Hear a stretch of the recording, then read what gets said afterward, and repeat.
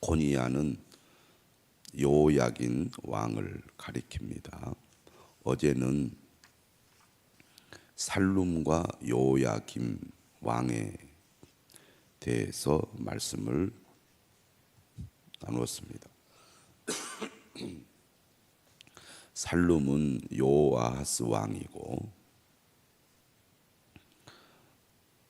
그 다음에 요야김이 왕위에 오르게 되죠.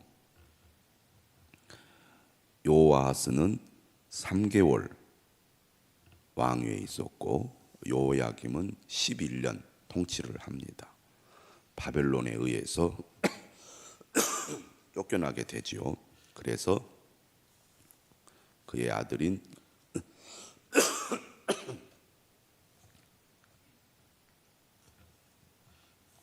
요야긴이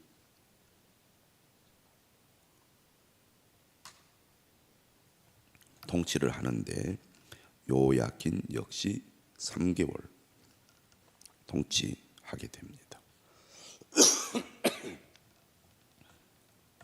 그리고 마지막 왕이 이제 시드기야 왕인데 시드기야 왕이 11년 통치를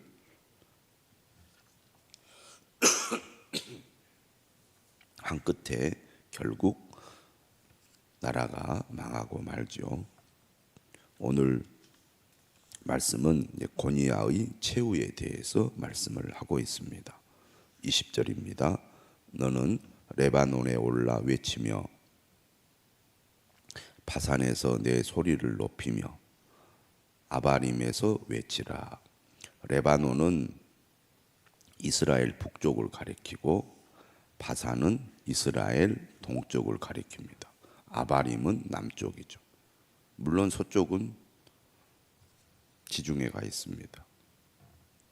그러니까 이스라엘 북쪽, 동쪽, 남쪽 높은 곳에서 이스라엘을 향하여 외치라는 말이죠. 왜 외치라고 말합니까? 이는 너를 사랑하는 자가 다 멸망하였습니다.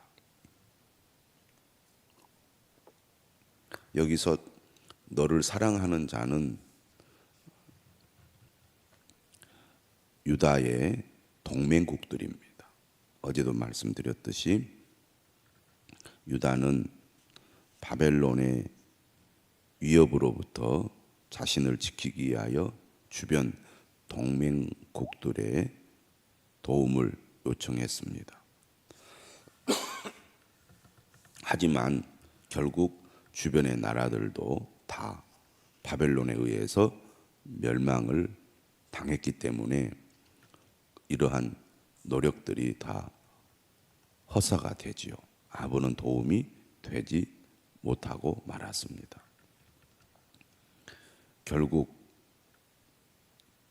하나님의 말씀은 듣지 않고 주변 사람들의 도움을 받으려 했던 유다 왕국은 실패하고 맙니다. 21절 얘기하죠. 네가 평안할 때에 내가 네게 말하였으나 네 말이 나는 듣지 아니하리라 하였나니. 네가 어려서부터 내 목소리를 청종하지 아니함이 네 습관이라. 평안할 때 하나님께서 말씀을 하셨지만 평안하다 보니까 하나님의 말씀이 귀에 들리지 않았겠죠.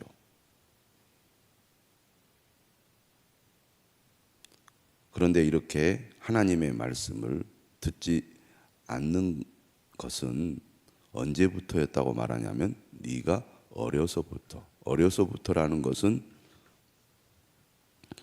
그들이 하나님의 부르심을 받을 때부터 하나님과 언약을 맺을 때부터를 가리킵니다. 그러니까 처음부터 그들은 하나님의 말씀을 듣지 않았습니다. 그래서 그것이 습관이 된 거죠. 오늘 이 말씀을 우리에게 적용해 보면 우리가 언제 하나님의 말씀에 순종해야 됩니까? 평안할 때 하나님께 순종해야 합니다. 많은 사람들이 평안할 때는 자신의 뜻대로 행하다가 어려움이 생기면 하나님을 찾는 경우들이 많이 있습니다. 그런데 진정한 믿음은 평안할 때, 아무 일이 없을 때 오히려 하나님께 순종하고 또 하나님께 기도하는 것이죠. 신앙생활은 처음부터 하나님의 말씀을 따라 바르게 하는 습관을 가져야 합니다. 아직 믿음이 어리기 때문에 처음에는 적당히 대충 하다가 나중에 열심히 하면 된다 이렇게 생각하는 사람들도 있는데, 시작할 때부터 바르게 신앙생활을 하는 사람들이 믿음이 자라고 또 신앙생활을 오래 해도 열심히 잘 하게 됩니다. 처음부터 바르게 하지 않으면 습관이 잘못 들다 보니까 시간이 오래 가도 신앙생활을 바르게 하지 못하는 경우가 많습니다. 그래서 보통 전도를 하게 되면 누가 전도하느냐에 따라서 그 사람의 신앙생활의 습관이 달라지는 것을 알 수가 있습니다.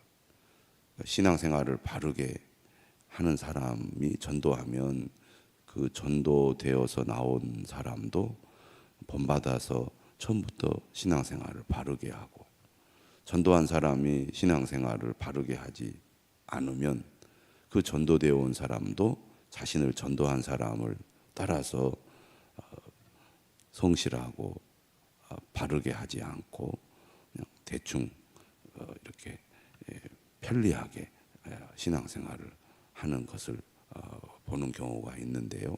처음부터 신앙생활을 시작할 때부터 바른 신앙생활, 하나님과의 바른 관계를 맺도록 잘 이끌어주고 도와줘야 합니다. 또 우리 자녀들이 신앙생활을 잘 하려면 어렸을 때부터 예배 생활이라든지 말씀 생활이라든지 기도 생활을 잘 하도록 좋은 습관을 갖도록 도와야 되겠죠. 우리가 일상생활도 마찬가지입니다. 아이들이 끈기를 배우거나 성실한 습관을 가지거나 또 바른 인격을 가지는 것은 어렸을 때부터 부모로부터 좋은 양육을 받을 때 가능합니다. 공부는 나중에라도 깨닫고 내가 공부해야 되겠다, 내가 뭘 해야 되겠다, 목적을 가지고 열심히 하면 따라갈 수 있지만 우리 인생에 있어서 가장 중요한 이런 태도나 인격이나 좋은 습관은 잘 고쳐지지가 않습니다. 그래서 어렸을 때부터 바르게 잘 성장할 수 있도록 돕는 것이 중요하다는 거죠. 이스라엘 백성들은 평안할 때 하나님 말씀을 듣지 않았고 어려서부터 하나님의 목소리를 청종하지 않는 것이 습관이 되고 말았기 때문에 이러한 것들이 쌓이고 쌓여서 결국 하나님의 심판을 받게 되었다는 것입니다.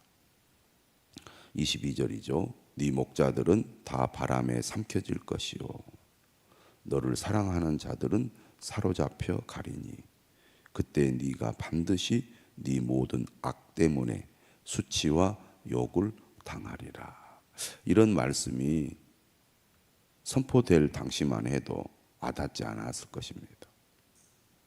그러나 바벨론의 침략을 당하여 나라를 잃어버릴 때 이 모든 것이 실제로 일어나는 것을 보게 되겠죠. 우리가 열왕기하를 보면 비록 길게 기록되어 있지는 않지만 예루살렘 성이 파괴가 되고 불타고 완전히 짓밟히는 그 멸망의 기록이 나와 있습니다. 얼마나 치욕스럽고 또 두려운 일이었겠습니까? 23절은 이렇게 얘기하죠. 레바논에 살면서 백향목에 깃들이는 자여. 이것은 백향목 궁을 가리킵니다. 그러니까 예루살렘 성에 있는 백향목 궁에 있는 사람들, 다 왕을 비롯하여 다 고위직에 있는 사람들 아니겠습니까? 그들은 다른 사람들과 달리 호화로운 삶을 살았고 그런 환경 속에서 삶을 즐겼을 것입니다. 그런데 그들이 어떻게 된다고 말합니까? 여인이 해산하는 고통 같은 고통이 네게 임할 때 너의 가련함이 얼마나 심하랴. 삶이 너무 대비되기 때문에 그 가련함이 이루 말할 수가 없을 것입니다. 훨씬 더 고통스러웠겠죠. 그러한 일들이 예루살렘에 일어나게 될 거라는 거죠.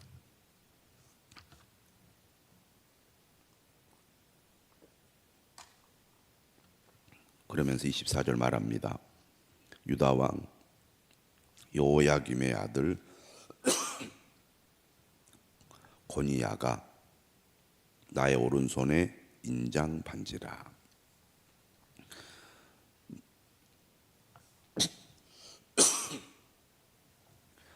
그만큼 하나님께서는 다윗의 후손을 특별하게 여기셨습니다. 다윗의 왕위가 영원할 거라고 하나님께서 약속하지 않으셨습니까? 이처럼 다윗의 왕조는 하나님 앞에 특별한 존재들인데 그런 특별한 존재임에도 불구하고 하나님의 말씀을 거역하고 하나님의 뜻을 배반한 이 다윗 왕조에 대해서 특히 여호야김의 아들 고니야에게 하나님께서 어떻게 하겠다고 말합니까? 그 인장 반지를 빼어 네 생명을 찾는 자의 손과 네가 두려워하는 자의 손, 곧 바벨론의 왕 느부갓네살의 손과 갈대아인의 손에 줄 것이라. 왕위에 오른 지 불과 3개월 만에 왕위를 빼앗기고 바벨론에 붙잡혀 가게 될 거라는 거죠.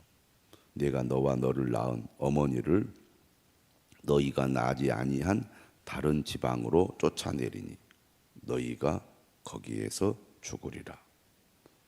그들이 그들의 마음에 돌아오기를 사모하는 땅에 돌아오지 못하리라. 다시는 예루살렘에 돌아오지 못하게 된다는 것입니다. 이 사람 고니야는 천하고 깨진 그릇이냐, 좋아하지 아니하는 그릇이냐, 어찌하여 그와 그의 자손이 쫓겨나서 알지 못하는 땅에 들어갔는고. 땅이여 땅이여 땅이여 여호와의 말을 들을지니라. 왕이 된다는 것은 복을 받은 것이잖아요. 성공하는 것이잖아요. 모든 것을 다 자신의 지배 아래 있게 하는 거잖아요. 그런데 왕이 된 것이 비극이고 그 왕위에 불과 몇 개월 있지 못하고 포로로 붙잡혀 가는 것도 비극입니다. 유다가 바벨론에 포로로 잡혀간 것이 587년 만이 아니고 이 여호야긴 왕 때에도 많은 사람들이 포로로 잡혀갑니다. 열왕기하를 읽어보면 알 수가 있어요. 1차, 2차, 3차 이렇게 포로로 잡혀가게 되는데 두 번째 포로로 잡혀갈 때가 바로 이 여호야긴 왕 때입니다. 그러니 얼마나 비참한 일입니까? 하나님께서 이렇게 말씀하시죠. 30절에 너희는 이 사람이 자식이 없겠고 그의 평생 동안 형통하지 못할 자라 기록하라. 자식이 없다는 것은 다윗의 왕조가 끊어진다는 얘기죠. 이는 그의 자손 중 형통하여 다윗의 왕위에 앉아 유다를 다스릴 사람이 다시는 없을 것임이라 하시니라. 그래서 결국 누가 마지막 왕이 오릅니까? 시드기야죠. 시드기야는 여호야긴의 숙부입니다. 나라가 완전히 기울어져 멸망의 길로 가고 있음에도 여전히 왕들은 정신을 차리지 못하고 하나님의 말씀을 끝내 듣지 않습니다. 에레미야 선지자를 통하여 하나님께서 말씀하심에도 불구하고 끝내 그 말씀을 거절하고 하나님 보시기에 악을 행한 왕들은 하나님의 심판을 받게 되고 이 왕의 통치 아래 있던 백성들 역시 하나님의 심판을 받게 됩니다. 하나님께서 수없이 말씀을 하고 또 말씀을 해도 오늘 본문의 말씀처럼 하나님의 목소리를 청종하지 않는 것이 습관이 되다 보니까 결국은 그들이 하나님의 말씀을 듣지 못하게 된 겁니다. 기도하는 습관, 예배하는 습관, 말씀을 듣는 습관, 순종하는 습관 얼마나 중요한지 모릅니다. 이 아침에 우리 성도들이 믿음의 좋은 습관을 가질 수 있도록 또 우리 스스로 그러한 습관을 가지는 사람이 될 수 있도록 기도하시기를 주님의 이름으로 축원합니다. 기도하겠습니다.